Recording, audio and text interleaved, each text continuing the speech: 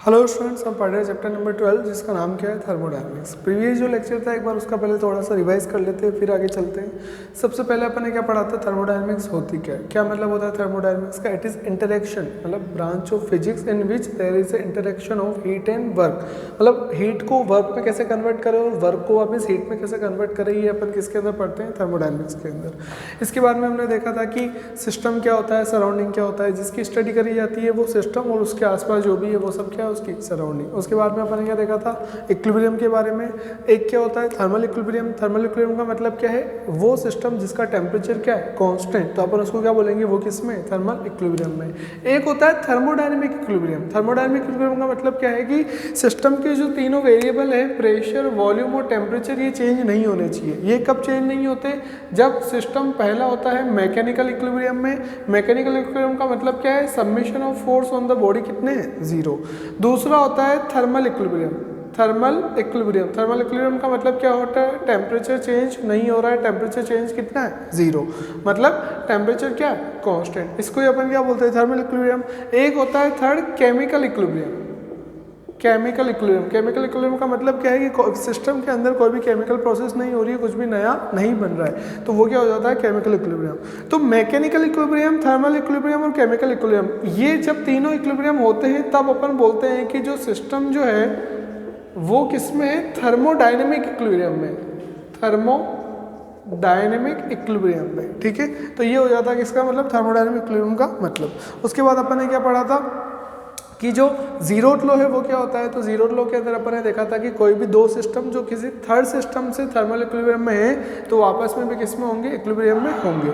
इसके बाद में अपन ने बात करी थी इंटरनल एनर्जी का कॉन्सेप्ट। क्या होता है इंटरनल एनर्जी का कॉन्सेप्ट, कि अगर सिस्टम के अंदर जो सब्सटेंस जो है, सिस्टम जो है उसके अंदर के जो मॉलिक्यूल है वो रैंडम मोशन कर रहे हैं, तो उनके पास क्या होती है, काइनेटिक एनर्जी, और उनकी पोजीशन इंटरमोलिकुलर फोर्सेस की वजह से जो एनर्जी होती है वो पोटेंशियल एनर्जी। इन दोनों का सबमिशन ही क्या होता है, internal energy of the system या फिर बॉडी। इसके बाद में अपन ने देखा था कि इंटरनल एनर्जी कैसे इंक्रीज कर सकते हैं सिस्टम की, या तो उसको क्या कर दो आप, हीट दो, या फिर उसको उसके ऊपर आप क्या करो, वर्क डन करो, ये अपन ने देखा था। उसके बाद में अपन ने बात करते हैं किसकी, इनकी अगर साइंस की बात करें कि जो हीट और वर्क है ये पॉजिटिव और नेगेटिव कब होते हैं, तो वर्क डन जो होता है वो पॉजिटिव कब होता है, वर्क डन पॉजिटिव कब होता है, जब वर्क डन सिस्टम करता है। तो work done by the system, work done by the system को अपन क्या बोलते हैं, पॉजिटिव, और work done on the system, इसको अपन क्या बोलते हैं, नेगेटिव। क्योंकि अपन वर्क कर रहे हैं सिस्टम के ऊपर, इसलिए थोड़ी सिस्टम को बनाया, तो ये क्या हो जाता है, नेगेटिव। अगर अपन ऐसे हीट की बात करें, ऐसे अगर मैं हीट की बात करें तो हीट को कैसे समझ सकते हैं, अगर आपने सिस्टम को हीट दी तो वो किसी रीजन से दी, आपको कोई प्रोसेस करवानी है। कहने का मतलब क्या है, मान लो आपको दूध पीना है, तो दूध आप जो है, मिल्क जो है वो ठंडा तो पियोगे नहीं, गर्म करके पियोगे। तो मिल्क को जो आप हीट दे रहे हो वो क्या किसके लिए पी रहे हो, क्योंकि आपको उसको पीना है। मतलब सिस्टम को हीट अपन देते हैं अपने पर्पस के लिए। तो हीट गिवन टू सिस्टम, मतलब हीट एनर्जी जब सिस्टम को देते हैं तो वो क्या हो जाता है, पॉजिटिव, क्योंकि वो अपन दे रहे हैं अपने पर्पस से। लेकिन अगर सिस्टम से हीट बाहर चली जाए तो वो तो क्या हो जाता है, नुकसान। जैसे अगर अपन पानी गर्म करते हैं गैस के ऊपर, अगर किसी तपेली वगैरह में, कंटेनर में पानी आपने गर्म करा, तो उसमें क्या होता है कि पानी गर्म कर रहे हो तो ऊपर से एयर मॉलिक्यूल आ रहे हैं, वो हीट लेके जा रहे हैं, वो जो आपका कंटेनर है वो गर्म हो रहा है, तो उसके आसपास भी क्या हो रहा है, कन्वेक्शन हो रहा है, तो वो हीट लॉस हो गई। और हीट लॉस हो गई मतलब सिस्टम से हीट चली गई, तो हीट लॉस फ्रॉम सिस्टम। अब वो हीट जो लॉस हो रहा है वो लॉस करवाना थोड़ी था, वो तो हो गया, तो अब उसको अपन क्या बोलेंगे, नेगेटिव, क्योंकि अब मेरे को ज़्यादा हीट देनी पड़ेगी उसको, वाटर को बॉईल कर रहा हूँ तो वाटर को बॉईल करने के लिए। तो हीट अगर सिस्टम को दी जाती है तो वो क्या होती है, पॉजिटिव, और सिस्टम से हीट चली जाती है तो अपना क्या हो गया, नुकसान, तो वो क्या हो जाता है, नेगेटिव। और जैसे हीट है वो क्या, इंटरनल एनर्जी, अगर सिस्टम की इंटरनल एनर्जी क्या हो जाती है, ज़्यादा, तो वो तो खुशी की बात है, पॉजिटिव, क्योंकि इंटरनल एनर्जी बढ़ा रहे हो आप, कोई हीट दे रहे हो उसको, तभी तो इंटरनल एनर्जी बढ़ रही है। और सिस्टम की इंटरनल एनर्जी कम हो गई, कम कब होगी, जब हीट चली जाएगी, और हीट चली जाएगी मतलब उसको क्या बोलते हैं अपन, नेगेटिव। तो ये कुछ साइन कन्वेंशन है। इसके बाद में अपन ने क्या देखी थी, इंडिकेटर डायग्राम क्या बताता है? इंडिकेटर डायग्राम सिस्टम की स्टेट, कोई भी दो वेरिएबल फिक्स कर दो, तीसरा ऑटोमेटिक क्या हो जाता है? फिक्स। मतलब वही पीवी डायग्राम। पीवी डायग्राम का जो एरिया होता है वो अपन को क्या देता है? Work done. अब दो टाइप की प्रोसेस है, नॉन साइक्लिक और साइक्लिक। अगर सिस्टम की इनिशियल स्टेट और फाइनल स्टेट अलग अलग है तो क्या होती है? Non cyclic process. और अगर सिस्टम की इनिशियल स्टेट और फाइनल स्टेट सेम है, मतलब इनिशियल स्टेट से फाइनल कुछ आई प्रोसेस और वापस किसी प्रोसेस से वापस इनिशियल स्टेट पे अगर वो आ जाता है तो उसको अपन क्या बोल देते हैं? Cyclic process. साइक्लिक प्रोसेस के अंदर क्या होता है? साइक्लिक प्रोसेस का जो एरिया होता है वो एरिया अपन को क्या देता है? वर्क डन देता है सिस्टम का। अब अगर वो जो लूप है, साइक्लिक प्रोसेस का जो लूप होता है, अगर वो लूप क्या होता है? Positive loop. अगर पॉजिटिव होता है मतलब क्लॉकवाइज होता है। अगर लूप क्लॉकवाइज है तो वर्क डन क्या हो जाता है? पॉजिटिव। और अगर जो लूप है वो एंटी क्लॉकवाइज है, अगर जो लूप है वो एंटी क्लॉकवाइज है, तो एंटी क्लॉकवाइज जो लूप होता है उससे अपन को क्या पता चलता है कि ओवरऑल जो वर्क डन है, ओवरऑल वर्क डन क्या हो रहा है? नेगेटिव। तो अगर ये लूप क्लॉकवाइज है तो वर्क डन क्या हो जाएगा? पॉजिटिव। और अगर लूप एंटी क्लॉकवाइज है तो ओवरऑल वर्क डन क्या हो जाता है? नेगेटिव। यहाँ तक अपन ने प्रीवियस क्लास में पढ़ा था। इस क्लास के अंदर हमारा जो फर्स्ट टॉपिक है उसका नाम क्या है? First law of thermodynamics. अब अभी तक अपन ने क्या पढ़ा हुआ है? Zeroth law. अब अपन किसकी बात कर रहे हैं? फर्स्ट लॉ की। फर्स्ट लॉ ऑफ थर्मोडायनेमिक्स अपन को क्या बताता है कि अगर आप किसी सिस्टम को हीट दे रहे हो, अगर आप किसी सिस्टम को हीट दे रहे हो, ये आपका सिस्टम का वही पिस्टन सिलेंडर अरेंजमेंट, ये आपका सिस्टम है। अगर आपने सिस्टम को क्या करा? हीट दी। तो आपने सिस्टम को जो हीट दी उससे क्या हुआ? एक तो टेम्परेचर राइज हो गया। टेम्परेचर राइज होने का मतलब क्या? इंटर एनर्जी में चेंज। तो आप जो सिस्टम को हीट दे रहे हो उससे एक तो इंटर एनर्जी में चेंज होगा। इंटर एनर्जी को रिप्रेजेंट किससे करते हैं? यू से। तो एक तो इंटर एनर्जी में चेंज होगा और क्या होगा? एक, अब सुनना, मैंने मान लिया फॉर अजम्पशन ये जो पिस्टन है ये कैसा है? फ्रिक्शन लेस है, मतलब यहाँ पे कोई भी फ्रिक्शन नहीं है अजम्पशंस के लिए। अब सुनना, यहाँ पे अगर जो गैस है उसको मैंने हीट दी तो टेम्परेचर ज़्यादा हो गया। टेम्परेचर ज़्यादा मतलब उनकी काइनेटिक एनर्जी ज़्यादा। अब वो जो इस पिस्टन की वॉल से अंदर से जो कोलाइड करेंगे, यहाँ पे जो प्रेशर लगाएंगे वो प्रेशर क्या हो जाएगा? ज़्यादा, क्योंकि उनको ज़्यादा काइनेटिक एनर्जी मिल गई इसकी हीट की वजह से। तो आपने सिस्टम को हीट दी तो अंदर जो काइनेटिक एनर्जी थी रैंडम मोशन की वो क्या हो गई? ज़्यादा। इसका मतलब अब जो यहाँ पे वो कोलाइड करेंगे वो भी क्या होगा? ज़्यादा फोर्स। और ज़्यादा फोर्स से कोलाइड करेंगे तो ये पिस्टन कहाँ जाएगा? ऊपर की तरफ जाएगा। अब पिस्टन ऊपर की तरफ जा रहा है मतलब उसके ऊपर क्या लगा? फोर्स लगा, प्रेशर लगा और उसका क्या हो गया? डिस्प्लेसमेंट हो गया। मतलब ओवरऑल कुल मिला के गैस ने क्या करा? वर्क डन करा। तो आपने जो हीट दी, एक तो उससे क्या हुआ? टेम्परेचर बढ़ा, मतलब इंटर एनर्जी में चेंज आया। और क्या हुआ? और वर्क डन हुआ। और क्या हुआ? वर्क डन हुआ, पिस्टन ऊपर चला गया। यही क्या होता है अपना फर्स्ट लॉ ऑफ थर्मोडायनेमिक्स कि heat given to a system is used for changing internal energy और डूइंग वर्क डन। ये मतलब आप जो हीट दे रहे हो वो क्या होगा? उसका यूज़ होगा किसमें? एक तो इंटर एनर्जी बढ़ाने में और एक वर्क डन में। और इन दोनों का मतलब इंटर एनर्जी और जो वर्क डन होता है वो क्या होता है? आप जो हीट चेंज है सिस्टम के अंदर। और यही क्या होता है अपना law of first law of thermodynamics. तो ये क्या हो गया? First law of thermodynamics. अगर कोई क्वेश्चन करते हैं, न्यूमेरिकल करते हैं, तो बस जो समझने वाली बात बस एक ही है यहाँ पे कि ये जो तीनों चीज़ें हैं, इन तीनों चीज़ों के साइन है, ये विद साइन यहाँ पे आपको पुट करनी है। अगर वर्क डन सिस्टम कर रहा है तो W क्या आ जाएगा? पॉजिटिव। और अगर वर्क डन सिस्टम पे हो रहा है, आप कंप्रेस कर रहे हो, तो यहाँ पे क्या आ जाएगा? नेगेटिव। अगर सिस्टम की इंटर एनर्जी ज़्यादा हो रही है तो यहाँ पे क्या आएगा? पॉजिटिव। अगर सिस्टम की इंटर एनर्जी कम हो रही है तो यहाँ पे क्या आ जाएगा? नेगेटिव। अगर सिस्टम को आप हीट दे रहे हो तो क्या आएगा? पॉजिटिव। और सिस्टम से हीट लॉस हो गई तो यहाँ पे क्या आ जाएगा? नेगेटिव। बस ये ध्यान रखना है। तो जितनी आपने हीट दी, ये एक तो क्या काम आएगा उसका? इंटर एनर्जी बढ़ाने में, टेम्परेचर बढ़ाने में। और सेकंड, उससे क्या हो सकता है? कुछ वर्क डन हो सकता है। तो ये अपना क्या हो जाता है? First law of thermodynamics. इसके बाद नेक्स्ट अपना टॉपिक आता है स्पेसिफिक हीट। अब सर स्पेसिफिक हीट तो चैप्टर नंबर 11 में ऑलरेडी पढ़ चुके हैं, वापस क्यों पढ़ा रहे हो? क्योंकि यहाँ पे गैसेस के केस में कुछ अलग होता है। स्पेसिफिक हीट की एक बार अपन बात करते हैं। स्पेसिफिक हीट होता क्या है? स्पेसिफिक हीट का मतलब वहाँ पे हमने क्या पढ़ा था कि किसी बॉडी का टेम्परेचर 1 डिग्री राइज करने के लिए, सब्सटेंस का टेम्परेचर 1 डिग्री राइज करने के लिए जितने हीट की रिक्वायरमेंट है उसी को अपन क्या बोलते हैं? Specific heat. लेकिन यहाँ पे क्या होता है गैस के केस में? सुनना, यहाँ पे ऐसा नहीं हो सकता। क्यों नहीं हो सकता? सुनो, मैं बात कर रहा हूँ 2 डायग्राम की। वही अभी तक जो अपन करते आ रहे हैं वही करना है, नया कुछ भी नहीं है। फिर मैं बोल रहा हूँ ये दोनों जो है पिस्टन है, मान लो इन दोनों को अंदर मैंने क्या करा, हीट दी, यहाँ पे भी हीट दी कि मान लो कितनी हीट दी मैंने 5 जूल, और फॉर एजम्पशन मैंने यहाँ पे भी हीट दी कितनी 5 जूल, दोनों के अंदर मैं जो है हीट दे रहा हूँ सिस्टम को। अब होगा क्या, यहाँ पे मैंने हीट दी, इस फर्स्ट केस में मैंने क्या करा, ये जो आपका पिस्टन था, ये पिस्टन के यहाँ पे मैंने लगा दिए स्टॉपर, ये जो है ये क्या है, स्टॉपर है।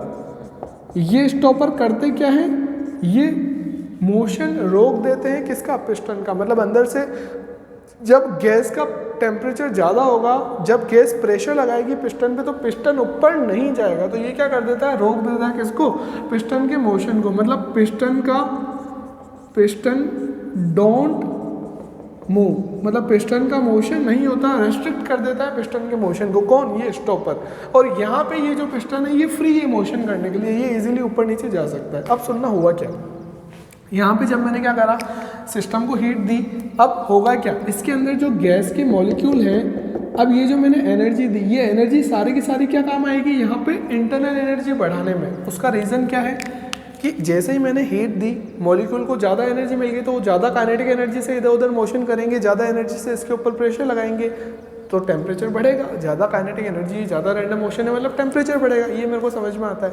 लेकिन पिस्टन ऊपर जाएगा क्या, नहीं जाएगा। अब पिस्टन ऊपर नहीं जाएगा, इसका मतलब क्या है, वर्क डन होगा क्या, नहीं होगा वर्क डन। अब वर्क डन नहीं होगा, इसका मतलब क्या है, अगर मैं फर्स्ट लॉ अप्लाई करूँ, डेल क्यू इक्वल टू क्या होता है, del U plus del W, लेकिन यहाँ पे वर्क डन तो हो ही नहीं रहा, वर्क डन हो ही नहीं रहा, मतलब डेल डब्ल्यू कितना हो गया, 0। इसका मतलब आपने जितनी भी हीट दी, सारी की सारी ने क्या करा, इंटरनल एनर्जी बढ़ाई। ये बहुत इंपॉर्टेंट कंक्लूजन है कि जितनी भी आपने हीट दी, सबके सब ने क्या करा, इंटरनल एनर्जी बढ़ाई, और इंटरनल एनर्जी बढ़ाई मतलब टेम्परेचर बढ़ाया। ठीक है, अब अपन बात करते हैं कि इस हीट ने इसका टेम्परेचर बढ़ाया, मतलब जितनी भी आपने हीट दी वो सब की सब काम आ गई क्या करने में, टेम्परेचर बढ़ाने में। सारी की सारी हीट किस में काम आ गई, टेम्परेचर बढ़ाने में।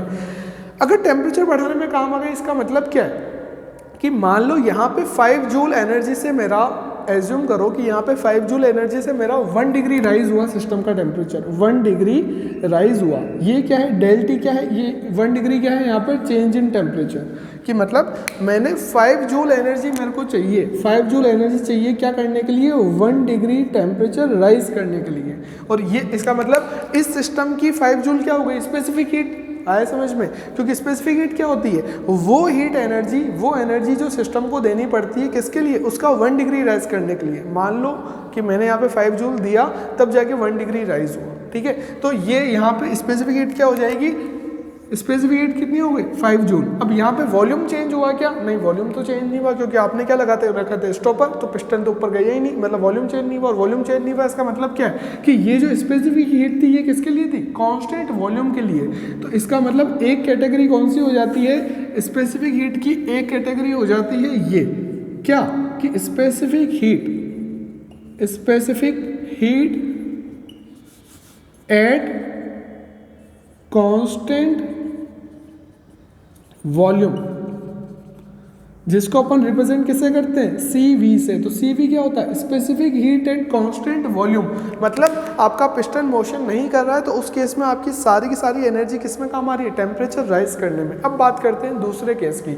दूसरे केस में क्या हुआ, मैंने यहाँ पे जो 5 जूल एनर्जी सेम दी, मैंने कितनी, 5 जूल। यहाँ पे जो मैंने 5 जूल एनर्जी दी, इसमें पिस्टन रुका हुआ था, लेकिन इसमें पिस्टन क्या है, मूव होने में, मतलब मूव हो सकता है। अब होगा क्या, सुनना, मैं जैसे ही हीट देता हूँ किसको, गैस को, उसके जो मॉलिक्यूल हैं उनका मोशन ज़्यादा होगा, और उनका मोशन ज़्यादा होगा तो उनका टेम्परेचर ज़्यादा होगा। और जैसे उसका टेम्परेचर ज़्यादा होने लगेगा, उस इंस्टेंट पे ये जो पिस्टन है, इस पर प्रेशर ज़्यादा लग रहा है, तो पिस्टन का चला जाएगा ऊपर। ऑब्वियसली बात है, आप हीट दे रहे हो, यहाँ पे जो मॉलिक्यूल है उनके पास एनर्जी ज़्यादा हो गई, तो पिस्टन के ऊपर फोर्स लगा रहे हैं, तो पिस्टन का चला गया ऊपर चला गया। और पिस्टन अगर ऊपर चला जाता है, मान लो x डिस्टेंस से ऊपर चला जाता है, तो मतलब यहाँ पे क्या हो गया, वर्क डन हो गया। अब इसका मतलब क्या है, यहाँ पे आपने जो हीट दी उसने इसका टेम्परेचर भी बढ़ाया, मतलब डेल यू भी हुआ, लेकिन साथ में वर्क डन भी हुआ। आ रहा है समझ में, यहाँ पे जो आपने हीट दी थी वो ओनली क्या करा, टेम्परेचर बढ़ाया, क्योंकि वर्क डन नहीं हुआ। लेकिन यहाँ पे आपने जो हीट दी उसने टेम्परेचर भी बढ़ाया, मतलब इंटरनल एनर्जी भी बढ़ाई, और वर्क डन भी करा। आया समझ में, यहाँ पे दोनों चीज हुई। इसका मतलब ये जो 5 जूल है, यहाँ पे 5 जूल, यहाँ पे 5 जूल ओनली किस में काम आया? टेम्परेचर बढ़ाने में काम आया।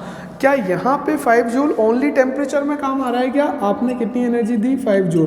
क्या वो टेम्परेचर में काम आ रहा है क्या? हाँ, टेम्परेचर में आ रहा है, लेकिन सब नहीं आ रहा, क्योंकि उस 5 जूल का कुछ पोर्शन क्या करवा रहा है? वर्क डन करवा रहा है, पिस्टन को ऊपर ले जा रहा है। इसका मतलब वो 5 जूल क्या हो गया? कम हो गया, मतलब 5 जूल जो है डिवाइड हो गया दोनों में, इंटर एनर्जी में और वर्क डन में। अब ये तो बात भी है उसकी, अब ढंग से सुनना नेक्स्ट स्टेप। यहाँ पे सिस्टम का 1 डिग्री राइज करने के लिए मैंने बोला कि एनर्जी मेरे को कितनी चाहिए थी? 5 जूल। तो ऑब्वियसली बात है कि यहाँ पे भी 1 डिग्री राइज करने के लिए एनर्जी कितनी चाहिए कि 5 जूल। लेकिन कब? जब पिस्टन का मोशन नहीं हो सकता, जब वर्क डन नहीं हो रहा, तब उतनी एनर्जी चाहिए। लेकिन यहाँ पे तो वर्क डन भी हो रहा है। इसका मतलब यहाँ पे मेरे को जो एनर्जी चाहिएगी किसके लिए? 1 डिग्री राइज करने के लिए, वो 5 जूल से ज़्यादा चाहिएगी। क्यों?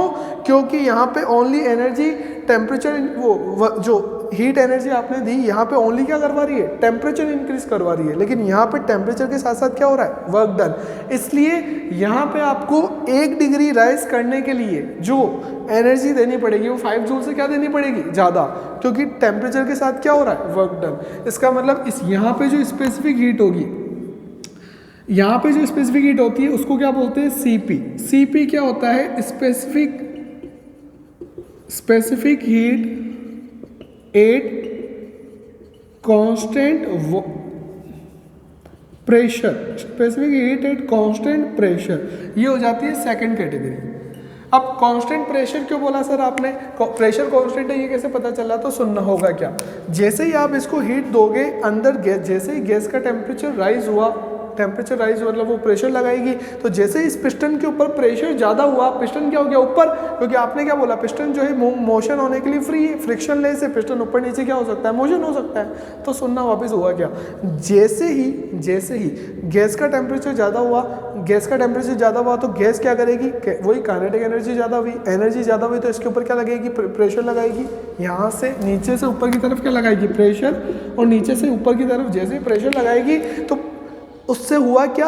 प्रेशर क्यों लगा? क्योंकि प्रेशर ज़्यादा हो गया, और जैसे प्रेशर ज़्यादा होगा पिस्टन का चला जाएगा ऊपर, और जैसे पिस्टन ऊपर चला गया वॉल्यूम क्या हो गया? ज़्यादा, और वॉल्यूम ज़्यादा हो गया तो प्रेशर वापस क्या हो जाएगा? कम। समझना मेरी बात को, सीक्वेंस क्या हो रही है सुनना। जैसे ही काइनेटिक एनर्जी ज़्यादा हुई, जैसे यहाँ से आपने क्या करा? टेम्परेचर दिया मतलब काइनेटिक एनर्जी ज़्यादा, काइनेटिक एनर्जी ज़्यादा मतलब यहाँ पे वो जो ऊपर की तरफ प्रेशर लगाएंगे, प्रेशर ज़्यादा। जैसे ही प्रेशर लगाया आपने, पिस्टन का मोशन हो गया। जैसे ही आपने प्रेशर लगाया, पिस्टन का क्या हो गया? मोशन। पिस्टन का मोशन हो गया, और पिस्टन के मोशन होने से हुआ क्या? पिस्टन के मोशन होने से वॉल्यूम ज़्यादा हो गया, और वॉल्यूम जैसे ही ज़्यादा होगा मॉलिक्यूल वापस क्या हो जाएंगे? दूर। जैसे ही पिस्टन ऊपर हो गया तो वॉल्यूम ज़्यादा, और वॉल्यूम जैसे ही ज़्यादा हुआ मॉलिक्यूल्स आपस में क्या हो गए? दूर। मॉलिक्यूल्स आपस में दूर दूर हो गए, और मॉलिक्यूल्स आपस में दूर दूर हो गए तो उनका प्रेशर क्या हो गया? कम। एक दूसरे के ऊपर फोर्स कम लगा रहे हैं, और इसका मतलब जैसे ही वॉल्यूम ज़्यादा होगा प्रेशर वापस क्या हो जाएगा? डिक्रीज। अब सुनना हुआ क्या, जैसे ही आपने हीट दी, काइनेटिक एनर्जी ज़्यादा होने की वजह से प्रेशर ज़्यादा हुआ, और जैसे प्रेशर ज़्यादा हुआ पिस्टन का मोशन हो गया, पिस्टन का मोशन हो गया तो वॉल्यूम ज़्यादा हो गया, वॉल्यूम ज़्यादा हो गया तो प्रेशर वापस क्या हो गया? कम। इसका मतलब प्रेशर जैसे ही ज़्यादा होता है वापस प्रेशर क्या हो जाता है? कम, क्योंकि पिस्टन का मोशन कंटिन्यू हो रहा है। तो जैसे जैसे आप हीट दे रहे हो पिस्टन कंटिन्यू कहाँ जाता जा रहा है? ऊपर। और पिस्टन कंटिन्यू ऊपर जा रहा है तो प्रेशर में जैसे ही इंक्रीज आता है, पिस्टन के ऊपर होने से सडन वापस क्या आ जाता है? डिक्रीज। तो प्रेशर जैसे ही ऊपर होने लगा वापस क्या हो गया? नीचे। इसका मतलब प्रेशर लगभग क्या है? सेम, क्योंकि पिस्टन का कंटिन्यू ऊपर की तरफ क्या हो रहा है? मोशन हो रहा है। तो इसलिए अपन बोलते हैं कि यहाँ पे प्रेशर क्या? कॉन्स्टेंट। और दूसरी चीज़, यहाँ पे जो हीट रिक्वायरमेंट था 1 डिग्री राइज करने के लिए, यहाँ पे उससे क्या है? ज़्यादा। इसका मतलब जो यहाँ पे जो स्पेसिफिक हीट है उसको क्या बोलते हैं? Specific heat at constant pressure. और सबसे इंपॉर्टेंट कंक्लूजन क्या है? सीपी हमेशा ज़्यादा होता है किससे? सीवी से। क्यों होता है ज़्यादा? सी क्या है? स्पेसिफिक हीट 1 डिग्री राइज करने के लिए। लेकिन अपन ने अभी क्या देखा कि यहाँ पे जो 1 डिग्री राइज करने के लिए हीट चाहिए वो 5 जूल से क्या है? ज़्यादा है, क्योंकि यहाँ पे वर्क डन भी करवाना है। तो इसलिए specific heat at constant pressure हमेशा ज़्यादा होगा। मतलब 1 डिग्री राइज करने के लिए यहाँ पे जो हीट चाहिए वो ज़्यादा रहेगी हमेशा। किसके लिए? इसकी as compare to specific heat at constant volume, क्योंकि यहाँ पे वर्क डन नहीं हो रहा। तो इससे अपन को क्या समझ में आता है कि सीपी हमेशा क्या होता है? ज़्यादा होता है। किससे?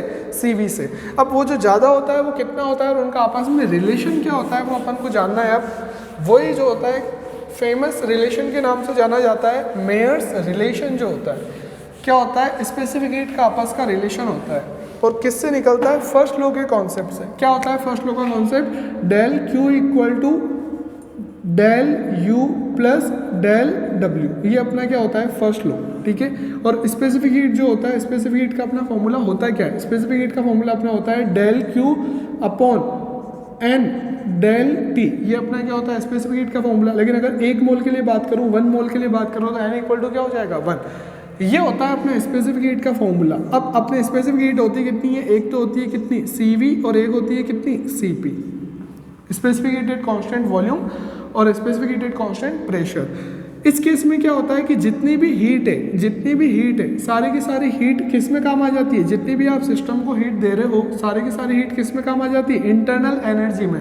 मतलब वर्क डन क्या हो जाता है जीरो, किस में, कांस्टेंट वॉल्यूम में। तो यहाँ पे अगर मैं फर्स्ट लॉ को अप्लाई करूँ तो डेल क्यू क्या आ जाता है, del U plus del W. लेकिन अपन को पता है कि कांस्टेंट वॉल्यूम के केस में ये कितना हो जाता है जीरो।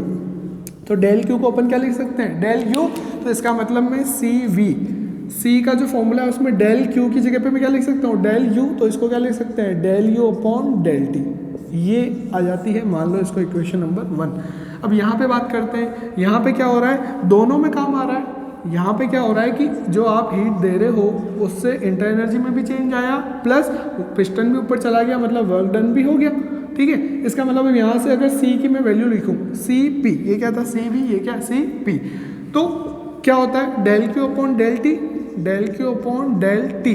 लेकिन डेल क्यू किसके इक्वल है, del U plus del W के। तो अब वापस वैल्यू पुट कर रहा हूँ, डेल क्यू की जगह पे क्या लिख सकता हूँ, del U plus del W, और दोनों में नीचे क्या आएगा टी। तो यही इक्वेशन क्या हो जाएगी आपकी, CP equal to del Q की जगह पे del U upon del T plus del W upon del T.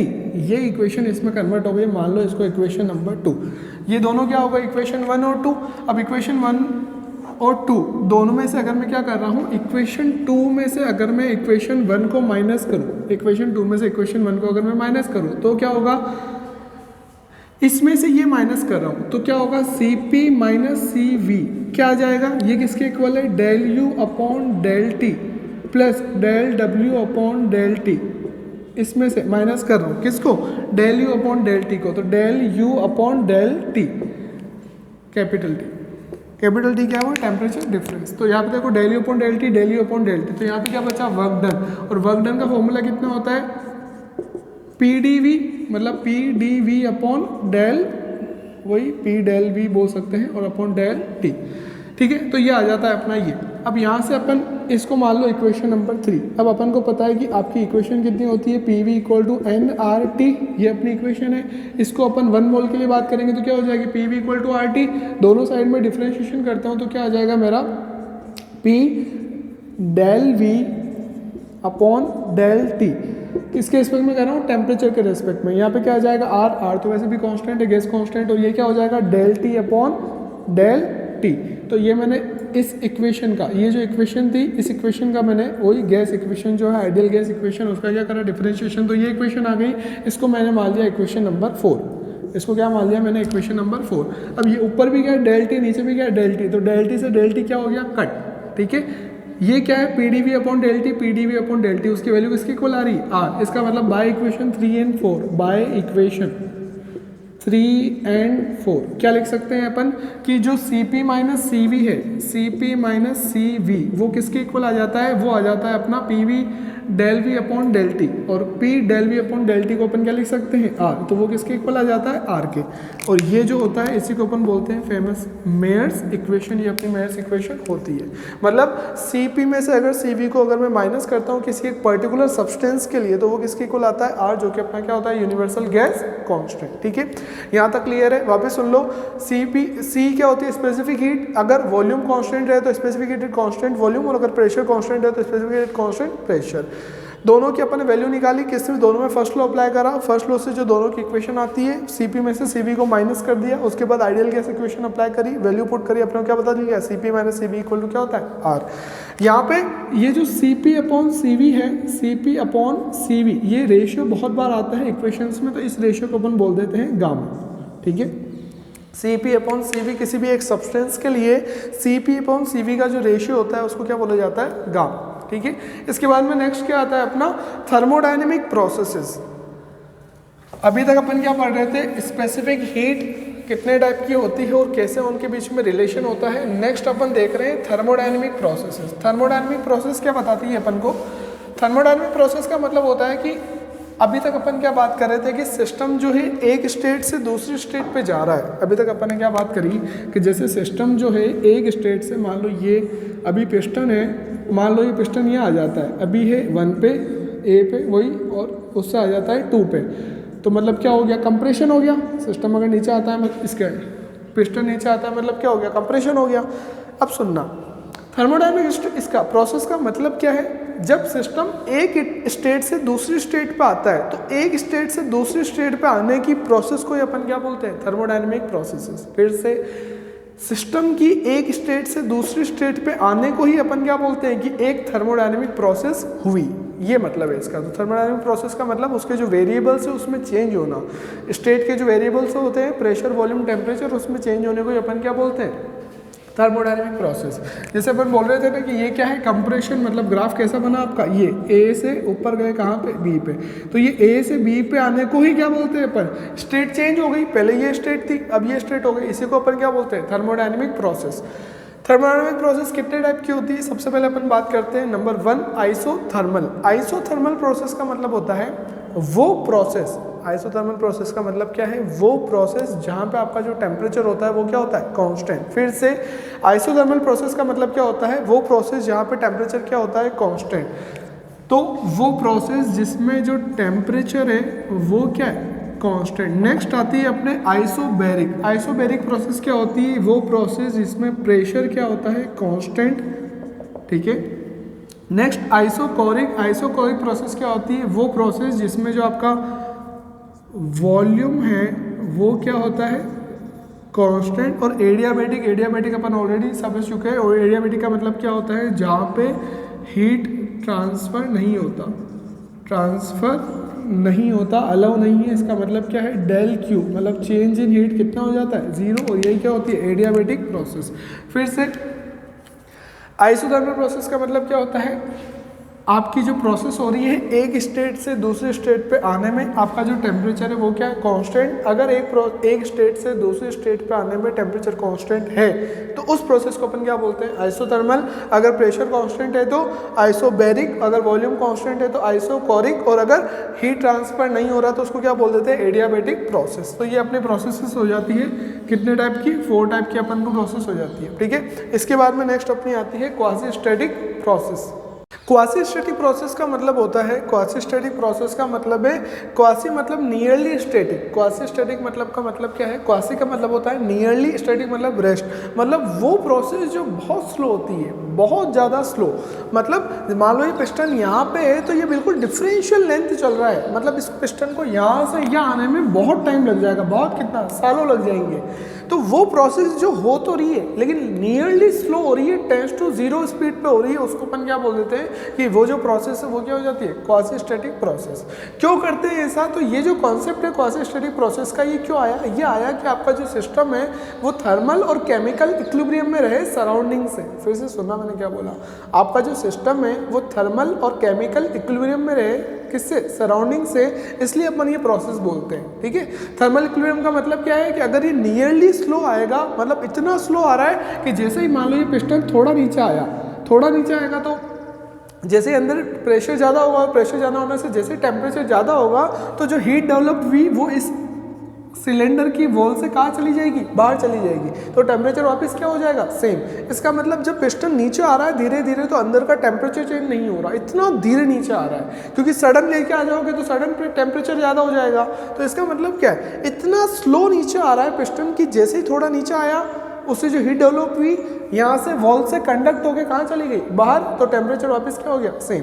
तो इस वजह से अपन क्या बोलते हैं कि क्वासी स्टैटिक प्रोसेस का जो कॉन्सेप्ट है वो किस लिए है, वो इसलिए ताकि आपका जो सिस्टम है वो सराउंडिंग से थर्मल और केमिकल इक्विलिब्रियम में रहे। तो ये होती है अपनी क्वासी स्टैटिक प्रोसेस का कॉन्सेप्ट इस रीजन से होता है। नेक्स्ट अपने आती है, अब अपन वापस इंडिविजुअली बात करते हैं। सबसे पहले बात करते हैं अपन आइसोथर्मल प्रोसेस की।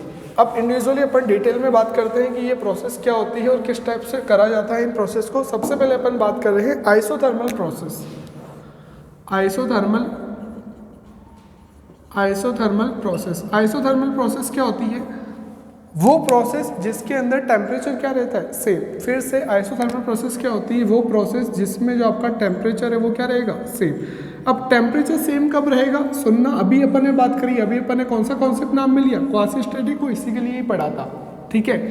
ये जो पिस्टन है अगर ये नीचे आ रहा है, अगर ये इतना स्लो नीचे आए कि जैसे ही वो नीचे आए प्रेशर हल्का सा इंक्रीज हुआ, टेम्परेचर थोड़ा सा इंक्रीज हुआ और उससे जो हीट डेवलप हुई वो ये जो सिलेंडर की वॉल्स हैं वो अपन को क्या लेनी पड़ेगी, कंडक्टिंग। इसको कंडक्टिंग लेने से क्या होगा कि जो हीट डेवलप हुई वो फटाफट कहाँ चली जाएगी, बाहर। हीट का चली गई बाहर, और जैसे हीट बाहर चली गई, हीट का ट्रांसफर हो गया तो टेम्परेचर वापस क्या हो गया, कम। तो सुनना हुआ क्या, प्रोसेस क्या है आइसोथर्मल प्रोसेस की कंडीशन क्या है। कंडीशन आगे नहीं, यहाँ पे आपने कुछ चीज़ें बोल दी कैसे होना चाहिए। पहली कंडीशन आपने क्या बोली कि पिस्टन बहुत स्लो नीचे आना चाहिए, या फिर ऊपर जाए तो बहुत स्लो ऊपर जाना चाहिए।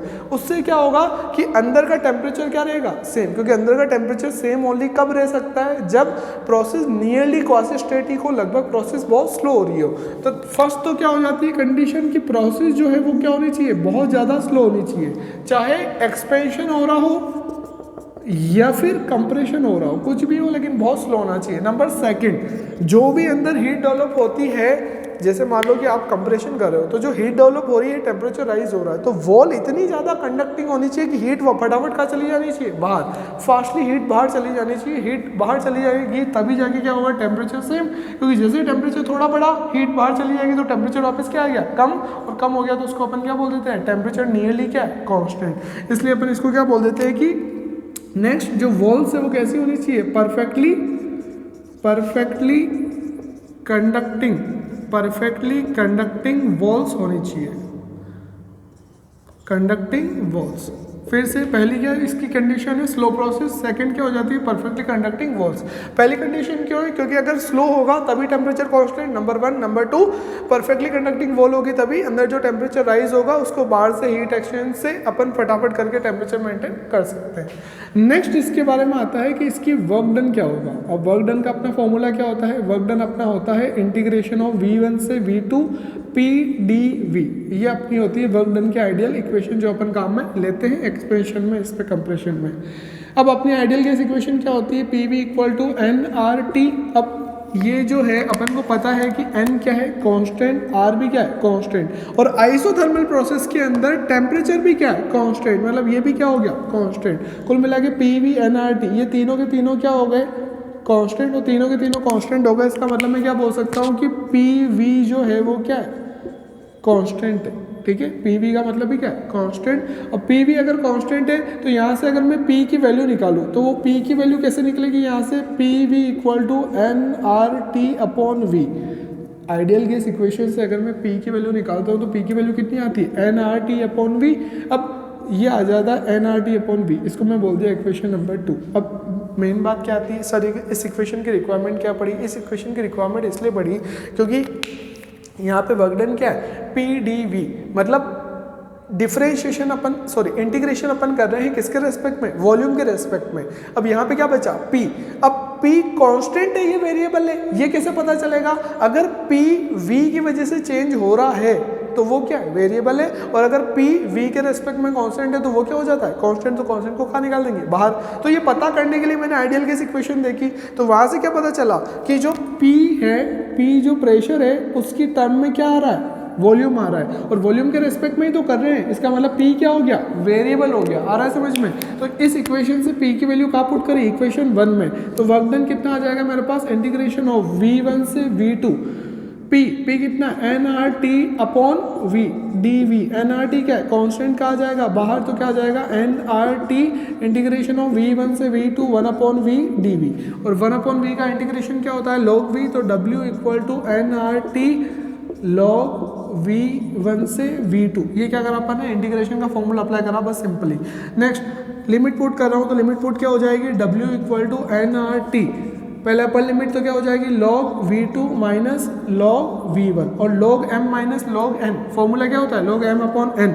तो क्या लिख सकता हूँ इसको, फाइनल वर्क डन किसका, आइसोथर्मल प्रोसेस का, कितना आ रहा है NRT और अंदर कितना बचा log V2 अपॉन V1, ये क्या हो गया, वर्क डन हो गया किसका, आइसोथर्मल प्रोसेस का। तो आइसोथर्मल प्रोसेस मतलब टेम्परेचर कांस्टेंट, कंडीशन क्या हो जाती है, एक तो स्लो होना चाहिए, सेकंड क्या होना चाहिए, वॉल्स कैसी होनी चाहिए, कंडक्टिंग।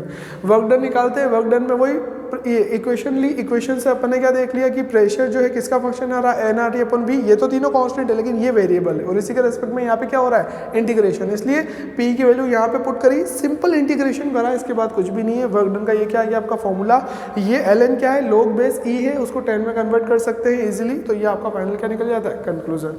इसके बाद नेक्स्ट अपनी प्रोसेस क्या आती है, एडियाबैटिक प्रोसेस। इसके बाद अपन को जो नेक्स्ट प्रोसेस पढ़नी है वो क्या है, एडियाबैटिक प्रोसेस।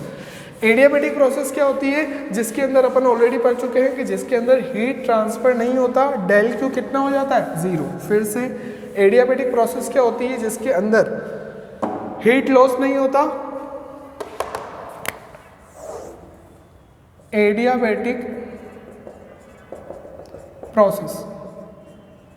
एडियाबैटिक प्रोसेस कब होगी, ये आपका सिलेंडर और ये इसके अंदर पिस्टन, ये आपका पिस्टन, ठीक है।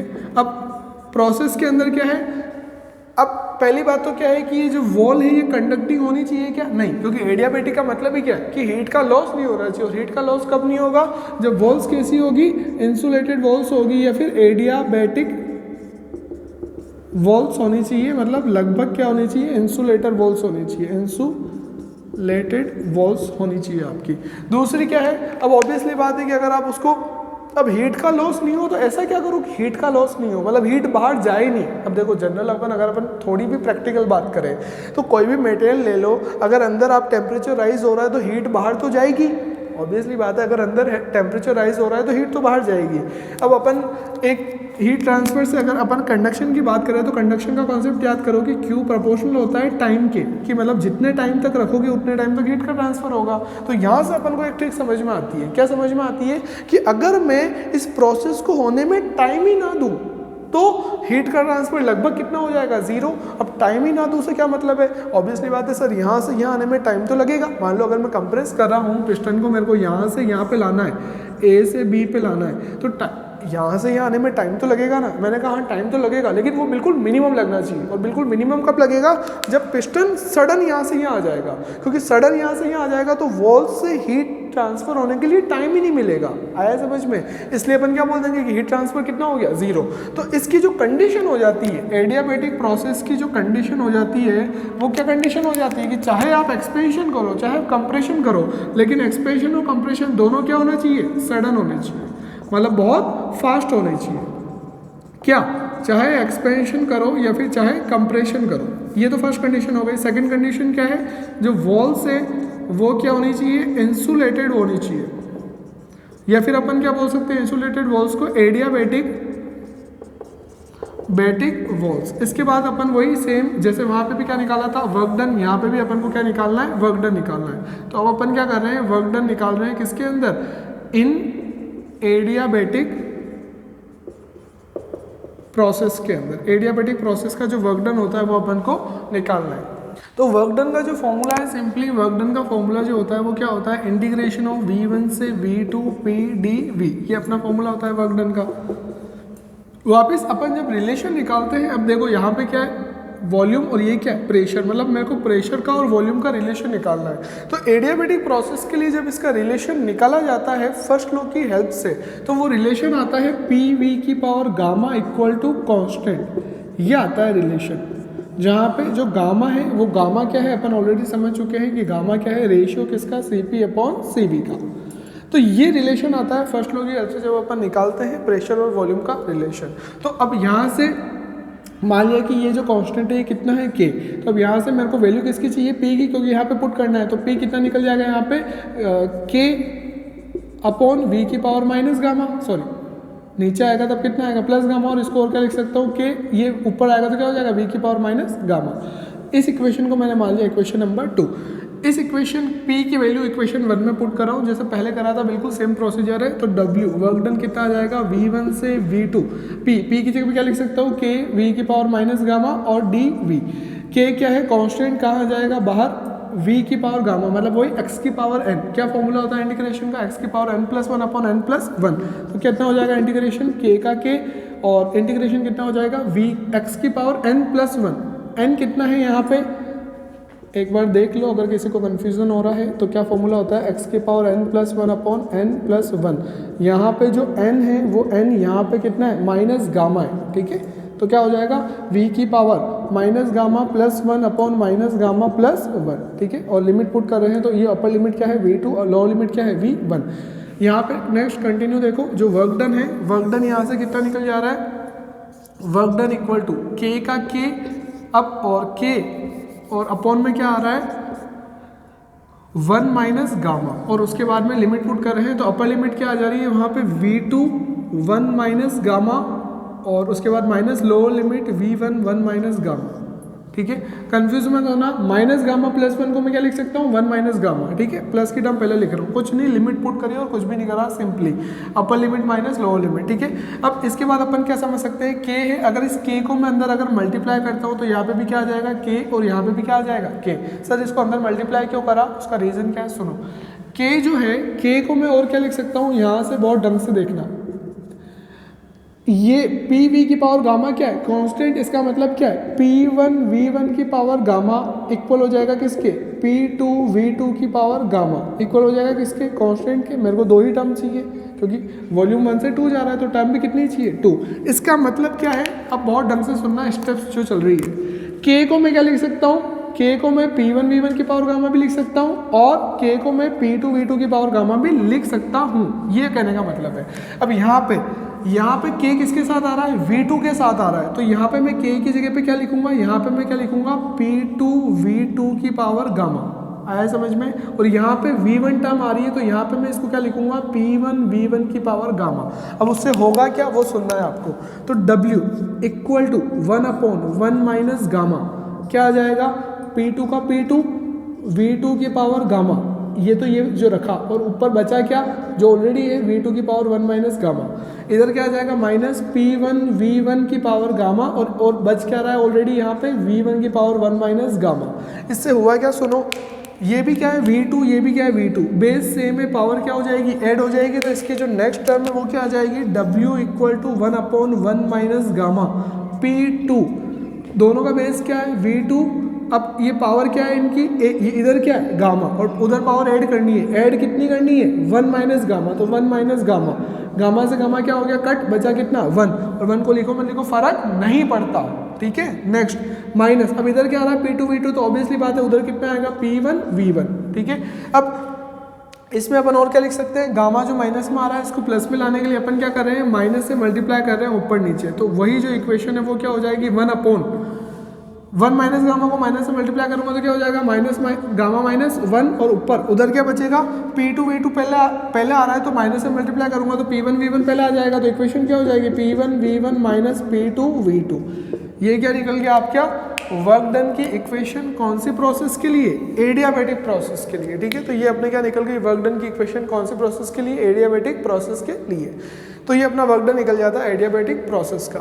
अब यहाँ से अपन पीवी की जो इक्वेशन है, पीवी को क्या लिख सकते हैं नॉर्मल आइडियल गैस इक्वेशन से पीवी किसके बोला जाता है एनआरटी, तो पीवी को अपन क्या लिख सकते हैं एनआरटी लिख सकते हैं। तो यहाँ से क्या हो जाएगा एनआरटी1, तो वर्क डन ही वही ये निकल गया, इसको और एक्सटेंड करें यहाँ तक भी बिल्कुल सही है, गामा माइनस 1 और इसको अपन और क्या लिख सकते हैं एन अंदर ही रखते हैं, P1 V1 को क्या लिख सकते हैं NRT1 क्योंकि NR तो कांस्टेंट है माइनस NRT2।